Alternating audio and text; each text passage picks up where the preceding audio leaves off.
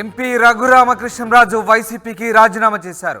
YCP అధినేత జగన్కు రాజీనామా లేఖ రాశారు త్రిబుల్ లేఖలో జగన్పై రఘురామ తీవ్రంగా విమర్శించారు. నన్ను చంపాలని చూసినా నేను గట్టిగా నిలబడ్డానన్నారు త్రిబుల్.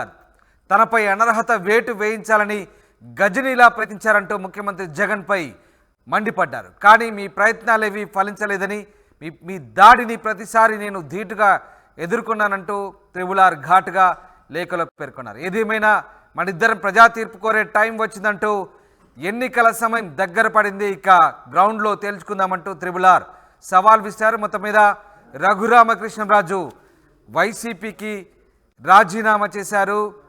ఇక ప్రజాక్షేత్రంలో తేల్చుకుందామంటూ ముఖ్యమంత్రి జగన్కు సవాల్ విసిరారు. తనను ఎన్ని ఇబ్బందులు పెట్టినా, చంపాలని ప్రయత్నించినా తాను ధీటుగా ఎదుర్కొన్నానని, గట్టిగా నిలబడ్డానంటూ త్రిబుల్ వ్యాఖ్యానించారు. తనపై అనర్హత వేటు వేయించాలని గజనీలా ప్రయత్నించారంటూ వ్యంగ్యంగా ముఖ్యమంత్రిని విమర్శనాస్త్రాలు సంధించారు రఘురామకృష్ణరాజు. కానీ మీ ప్రయత్నాలేవి ఫలించలేదంటూ త్రిబుల్ ఈ లేఖలో ఘాటుగా పేర్కొన్నారు. మీ దాడిని నేను ప్రతిసారి ధీటుగా ఎదుర్కొన్నానని, ఏదేమైనా ఇక ప్రజా తీర్పు కోరే టైం వచ్చింది, గ్రౌండ్లో చూసుకుందాం, ప్రజాక్షేత్రంలో తేల్చుకుందామంటూ ఆయన ముఖ్యమంత్రికి లేఖ రాసి సవాల్ విసిరారు రఘురామకృష్ణరాజు. ఎస్, మా ప్రతినిధి సురేంద్ర లైవ్లో జాయిన్ అవుతారు. సురేంద్ర, రఘురామకృష్ణరాజు వైసీపీకి రాజీనామా చేశారు. అఫ్కోర్స్ ఎప్పటి నుంచో ఆయన పార్టీకి దూరంగా ఉంటున్నారు, కానీ ఇప్పుడు పార్టీకి రాజీనామా చేశారు. ఇక ప్రజాక్షేత్రంలో తేల్చుకుందాం అన్నట్టు ముఖ్యమంత్రికి సవాల్ విసిరారు. అంతేకాదు ముఖ్యమంత్రిని గజనీతో పోల్చారు రఘురామకృష్ణరాజు. సో ఈ లేఖను ఎలా తీర్చు రఘురామకృష్ణరాజు ఇక పూర్తిగా ఎన్నికల మూడ్లోకి వెళ్ళారా? ఎన్నికల్లో తేల్చుకుందాము, ప్రజాక్షేత్రంలో తేల్చుకుందామంటూ ముఖ్యమంత్రికి వైసీపీకి సవాల్ విసిరినట్లయినా ఈ లేఖతో?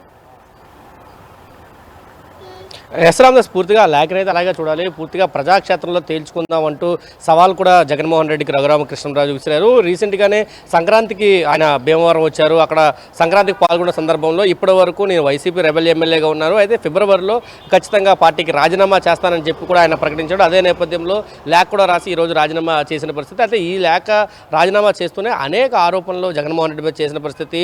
ధీటుగా గజనీలాగా నన్ను అనర్హత పెట్టి వేయాలంటూ జగన్మోహన్ రెడ్డి అనేక ప్రయత్నాలు చేశాడు, కానీ అన్నింటినీ తట్టుకుని నేను నిలబడ్డాను, నన్నేమి జగన్మోహన్ రెడ్డి చేయలేకపోయాడంటూ కూడా ఆయన మాట్లాడిన పరిస్థితి ఉంది. దాంతోపాటు పూర్తిగా అంటే నన్ను చంపాలని చూశారు, లేకపోతే నా మీద కేసులు పెట్టాలని చూశారు, దొంగ కేసులు పెట్టాలని చూశారు, ఇవన్నీ కూడా ఆయన చెప్పుకొని వచ్చారు. ఎప్పుడైతే 2019లో ఆయన వైసీపీ నుంచి అక్కడ ఎంపీగా నెగ్గిన కొద్ది నెలలకి ఆయన తిరుగుబాటు జెండానైతే ఎగరవేశారు వైసీపీ మీద. పూర్తిగా జగన్మోహన్ రెడ్డికి యాంటీగా ప్రతి అంశాన్ని మీద ఆయన మాట్లాడిన పరిస్థితి. రఘురామకృష్ణరాజు వరుసగా ఒక సంవత్సరం పాటు రోజు మధ్యాహ్నం 1 గంటకి జగన్మోహన్ రెడ్డికి సంబంధించిన అంశాల మీద రోజు లైవ్ కూడా నడిపిన పరిస్థితి. ప్రతి అంశాన్ని అంటే ప్రతిపక్షం చేసే విమర్శల కంటే కూడా స్వపక్షంలో విపక్షంలాగా రఘురామకృష్ణరాజు చేసే విమర్శలు వైసీపీకి గట్టిగా తగిలాయని చెప్పొచ్చు. ఈ నేపథ్యంలో అనేక సందర్భాల్లో అనేక కేసులు కూడా రఘురామకృష్ణరాజు మీద నమోదవడం, తర్వాత ఆయన్ని ఒక సందర్భంలో అరెస్ట్ చేయడం, ఆయన కొట్టారంటూ కూడా పెద్ద ఎత్తున ఒక చర్చ కూడా జరిగింది. హాస్పిటల్కి వెళ్ళారు, దాడులు జరిగిన అది కోర్టుకు కూడా వెళ్ళిన పరిస్థితి. అయితే ఆ తర్వాత ఆయన పూర్తిగా ఆంధ్రప్రదేశ్కి రావడం మానేశారు. పూర్తిగా ఢిల్లీ కేంద్రంగానే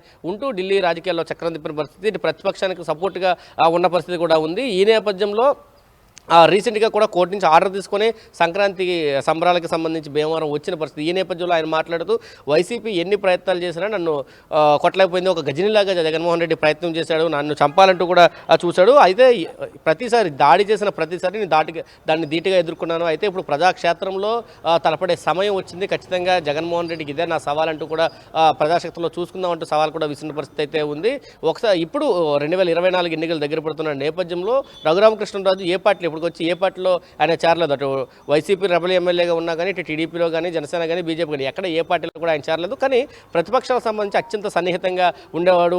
చంద్రబాబు నాయుడు ఢిల్లీ వెళ్ళిన సందర్భంలో ప్రతిసారి చంద్రబాబు నాయుడుతో భేటీ అవ్వడం, ఇటు ఢిల్లీ పెద్దలతో రెగ్యులర్గా కలవడం కూడా రఘురామకృష్ణరాజుకి పిచ్చింగ్ అని చెప్పొచ్చు. అయితే ఈ 2024 ఏ పార్టీ నుంచి తను బరిలో ఉంటాడనేది తెలియదు, కానీ ఖచ్చితంగా భీమవరం నుంచి మాత్రం నేను బరిలో నిలబడతానంటూ కూడా రఘురామకృష్ణరాజు ఇప్పటికే చెప్పిన పరిస్థితి అయితే కనిపిస్తుంది. రామదాస్, రైట్. అలాగే ఇక్కడ రఘురామకృష్ణరాజు పూర్తిగా ఇక్కడ ఎలక్షన్స్కి ప్రిపేర్ అయిన తర్వాతే పూర్తిగా బరిలోకి దిగేందుకు సిద్ధమై దీనికి సంబంధించిన ఇప్పుడు ఈ రాజీనామా లేఖ సమర్పించారు. అలాగే ఇక తేల్చుకున్నారు రమ్మంటూ ఆయన చేసినటువంటి సవాల్కు వైసీపీ ఎలా స్పందించే అవకాశం ఉంది? ఎందుకంటే మళ్ళీ ఈయన ఎంపీగా పోటీ చేసే అవకాశం ఉన్న నేపథ్యంలో ఏ పార్టీలో చేరుతారు ఏంటనేది ఇప్పటికైతే క్లారిటీ లేదు. బట్ ఖచ్చితంగా ఆయన టార్గెట్ మాత్రం వైసీపీగానే కనబడుతుంది మరొకసారి.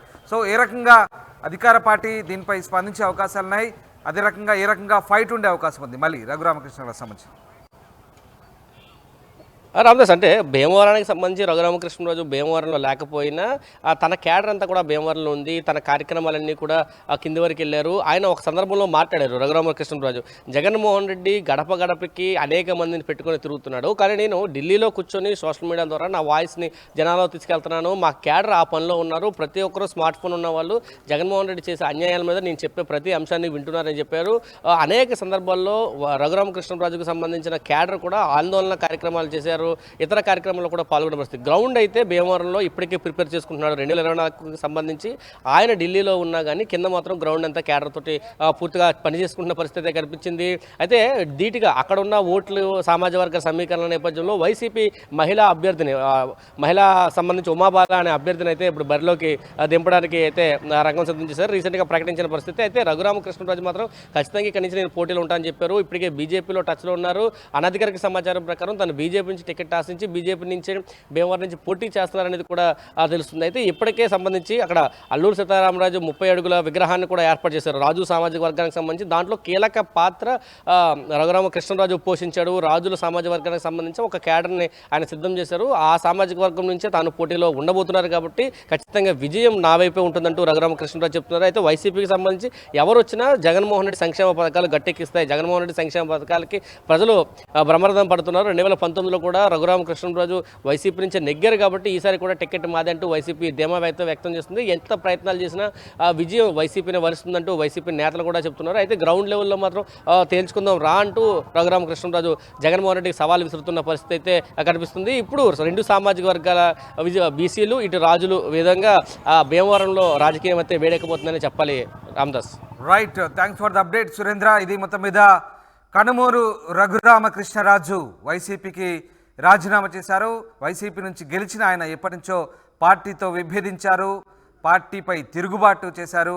మొత్తం మీద తన వైపు తనపై అనర్హత వేసేందుకు కూడా గజనీలా ముఖ్యమంత్రి ప్రయత్నించారు. అంతేకాదు తనను చంపేందుకు కూడా ముఖ్యమంత్రి ప్రయత్నించారంటూ కూడా ఆయన ఆరోపిస్తున్న పరిస్థితి.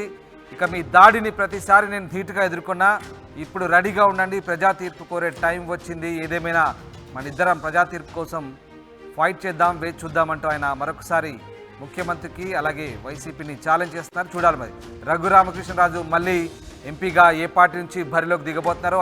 అధికార వైసీపీ రఘురామకృష్ణరాజు సవాల్ని ఎలా స్వీకరిస్తుంది, ఏ రకమైనటువంటి ఫైట్ ఉండబోతుందని మాత్రం ఆసక్తికరంగా మారింది.